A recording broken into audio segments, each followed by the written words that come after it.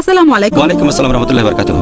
চাচাতো মামাতো ভাই বোনের মধ্যে বিয়ে হলে বিজ্ঞান বলে তাদের যে সন্তান হবে সে সন্তানের জেনেটিক সমস্যা হতে পারে।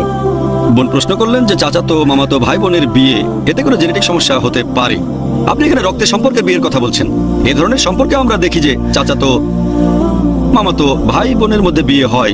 পবিত্র কোরআনের কথা যদি বলতে হয় যে কাদেরকে বিয়ে করতে পারবেন না, কোরআন বলছে বিয়ে করতে পারবেন না আপনার মাকে অথবা আপনার বাবা যেসব মহিলাকে বিয়ে করেছেন তাদের বিয়ে করতে পারবেন না, আপনার বাবার বোনদের মায়ের বোনদের বিয়ে করতে পারবেন না, বিয়ে করতে পারবেন না নিজের আপন বোনকে, পারবেন না আপনার মেয়েকে, এরকম লিস্ট দেওয়া আছে। তবে এই লিস্টে মামাতো চাচাতো ভাই বোনের উল্লেখ নেই।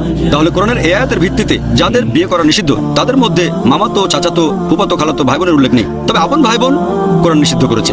অনেক সম্ভাবনা জেনেটিক সমস্যা হওয়ার। মামাতো চাচাতো ভাই বোনের ক্ষেত্রেও এই সম্ভাবনা থাকে, তবে সম্ভাবনাটা অনেক কম। যদি আপনি একেবারে অপরিচিত কাউকে বিয়ে করেন সেখানেও সম্ভাবনা থাকে, তবে সম্ভাবনাটা কম। আশা করি উত্তরটা পেয়েছেন।